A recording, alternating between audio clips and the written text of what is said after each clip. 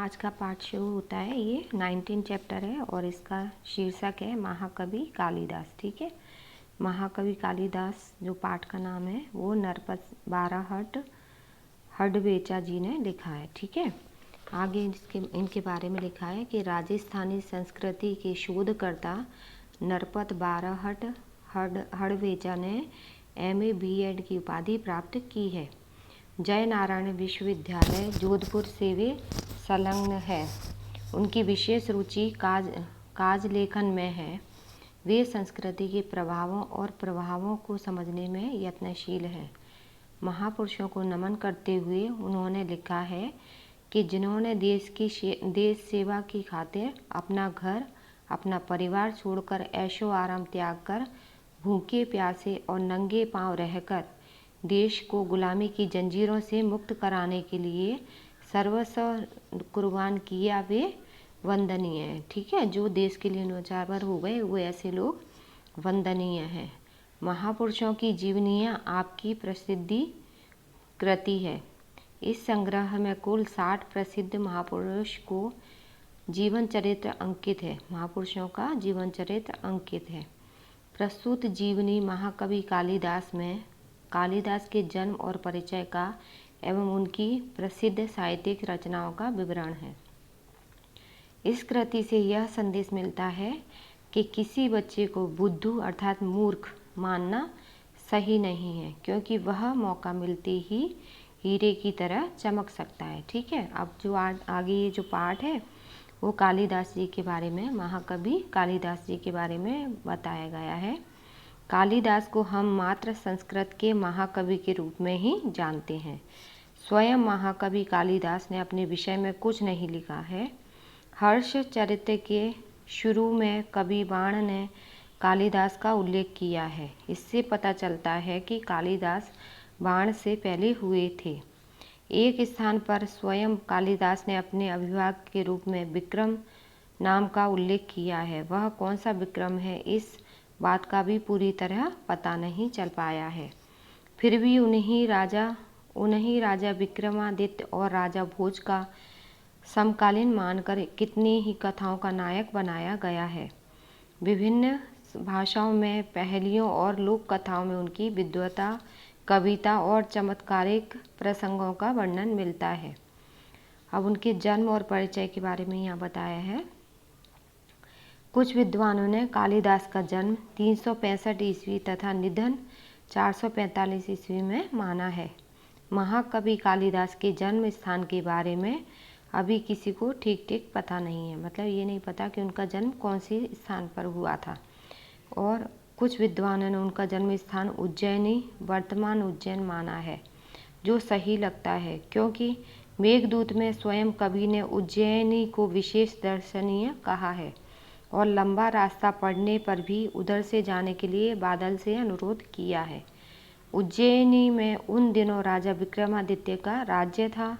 वहाँ की प्रजा सब प्रकार से सुखी थी। साहित्य और कला की उन्नति चरम सीमा पर पहुँची थी। राजा विक्रमादित्य ने अपने नाम से ही विक्रम संवत चलाया था। समय समय पर उन्होंने सोने के जो सिक्के चलवाए थे उनसे उनके राज्यकाल का ठीक पता चलता है। विक्रमादित्य के शासनकाल में जितना वैभव देश में था, जितनी साहित्य तथा कला की उन्नति हुई, उतनी कभी नहीं हुई। एक से बढ़कर एक कवि, साहित्यकार और वैज्ञानिक इस युग में उत्पन्न हुए हैं। ठीक है, राजा विक्रमादित्य एवं साहित्य और संगीत के अच्छे जानकार थे। संस्कृत भाषा की उन्नति भी इस काल में ही अधिक हुई है।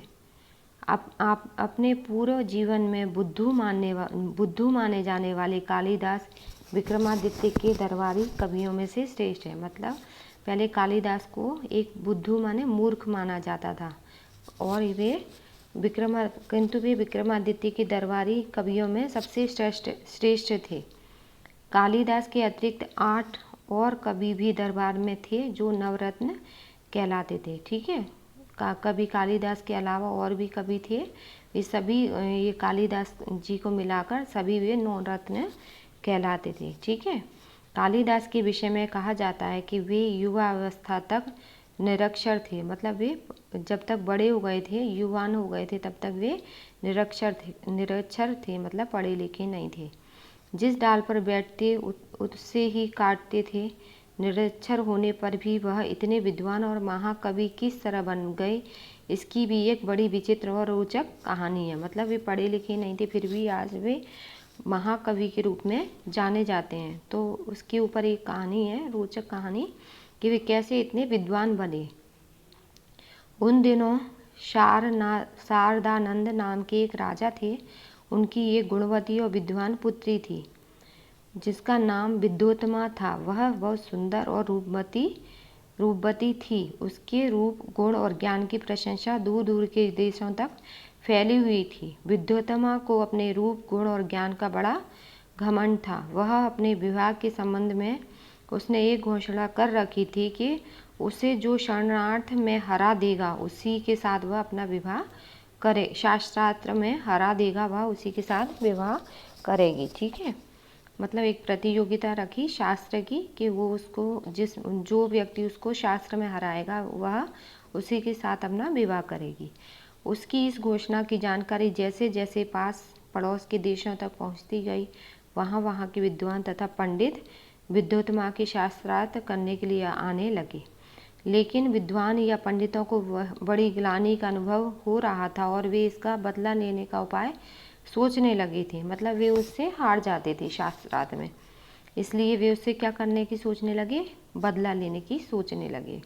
विद्वानों और पंडितों ने मिलकर तय किया कि विद्योत्तमा का विवाह किसी मूर्ख से करवा दिया जाए तो इसका घमंड टूट जाएगा और वे अपने अपमान का बदला भी ले सकेंगे। अतः अब वे ऐसे एक मूर्ख की तलाश में रहने लगे। संयोग से उन्हें एक दिन एक ऐसा ही मूर्ख युवक मिल गया था। वह पेड़ की जिस डाल पर बैठता था उसे ही काट डालता था। पंडितों तथा विद्वानों को लगा कि उससे बड़ा मूर्ख और कौन होगा, इसलिए पंडितों ने उसे पेड़ से नीचे उतारा और समझा बुझाकर एक सुंदर राजकुमारी से उसका विवाह करा देने की बात कहकर तथा लालच देकर अपने साथ चलने को राजी किया।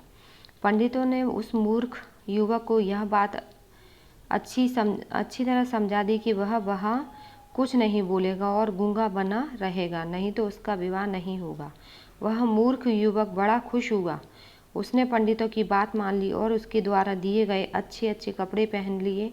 पंडित उसे विद्योत्तमा के पास शास्त्रार्थ के लिए ले गए। मतलब वे जो महाकवि कालिदास हैं, ठीक है, जो महान कवि है कालिदास, वो उस समय क्या मूर्ख माने जाते थे। तो जो वो राजकुमारी थी, वो पंडितों ने सोचा कि चलो हम उससे बदला ले लेंगे, इसलिए उन्होंने क्या किया कि उससे विवाह कराने की सोची। तो वे राजकुमारी के पास उसको, विद्योत्तमा जो राजकुमारी थी उसके पास उन्हें ले गए। ठीक है, राजकुमारी विद्योत्तमा को उस मूर्ख युवक का परिचय देते हुए पंडितों ने बताया कि वे हमारे गुरु हैं और बहुत बड़े विद्वान हैं, शास्त्रों के जानकार हैं, आपके साथ शास्त्रार्थ करने यहाँ आए हैं। लेकिन उन दिनों मौन व्रत चलने के कारण ये संकेत से ही शास्त्रार्थ करेंगे। ठीक है, विद्योत्तमा पंडितों की यह छल भरी बात नहीं समझ सकी और शास्त्रार्थ के लिए तैयार हो गई। उसने युवक को एक उंगली दिखाई जिसका भाव था कि ईश्वर एक है।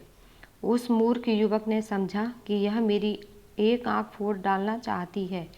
उसने 2 उंगली दिखाते हुए उसकी दोनों आंखें फोड़ डालने का संकेत दिया। पंडितों ने इस संकेत का अर्थ विद्योत्तमा को समझाते हुए कहा कि आपके प्रश्न के उत्तर में हमारे गुरुजी का कहना है कि ईश्वर और जीव 2 हैं। इस बार राजकुमारी विद्योत्तमा ने 5 उंगलियां दिखाकर 5 तत्वों का संकेत दिया। उस मूर्ख ने समझा कि वह मेरे मुंह पर तमाचा मारने का संकेत कर रही है। उसने मुट्ठी बांधकर तमाचे का जवाब घूंसे से देने का संकेत किया। पंडितों ने इस बार भी विद्योत्तमा को इस संकेत का अर्थ बताते हुए कहा कि आपने 5 उंगलियों से 5 तत्वों का संकेत किया है, लेकिन हमारे गुरुजी का कहना है कि ये 5 तत्वों के मिलने से ही सृष्टि का निर्माण होता है, अलग अलग रहने में नहीं। इस तरह उपरोक्त शास्त्रार्थ में विद्योत्तमा से उस मूर्ख युवक से अपनी हार मान ली और दोनों का विवाह धूमधाम से पंडितों ने करवा दिया। एक दिन की बात है, एक ऊँट की बोली सुनकर वह मूर्ख युवक अपना मौन व्रत भूलकर यकायक बोल बैठा, ऊँट ऊँट। उसने बोलते हुए सुनकर विद्योत्तमा चौंक उठी। उसे पता चला कि उसका पति कोई विद्वान पंडित नहीं बल्कि एक बहुत बड़ा मूर्ख है। पंडितों की छल भरी बातों का अर्थ सब उसकी समझ में आ गया।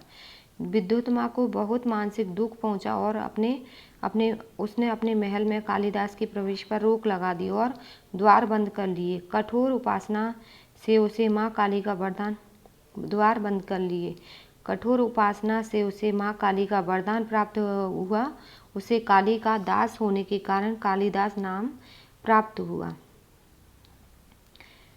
शीघ्र ही कालिदास सारी विद्याओं को सीखकर प्रवीण हो गए।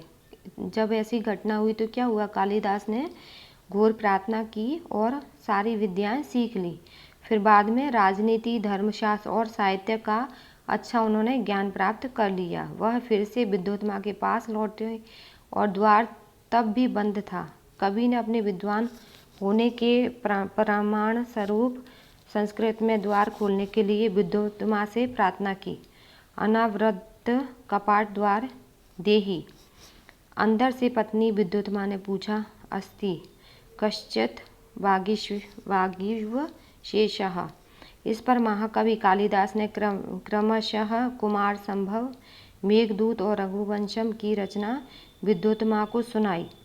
विद्योत्तमा को जब उनके पंडित होने का विश्वास हो गया तो उन्होंने द्वार खोलकर महाकवि का स्वागत किया। मतलब इस पाठ में ये कहना चाहते हैं कि किसी भी व्यक्ति को देखकर उसकी मूर्खता का मतलब शुरू में ही ऐसा नहीं पता चल सकता कि कौन व्यक्ति मूर्ख है और कौन बुद्धिमान। जैसा कालिदास जी के साथ हुआ, जो घटना हुई वह एक विचित्र घटनाएं है। ठीक है, तो जो कालिदास जी हैं उन्होंने कठोर परिश्रम किया और उसके बाद वे महाकवि कालिदास बने। अब आगे जो पाठ है इसका थोड़ा सा और भाग है, इसका मैं दूसरे जब वीडियो बनाऊंगी उसमें आपको समझाऊंगी।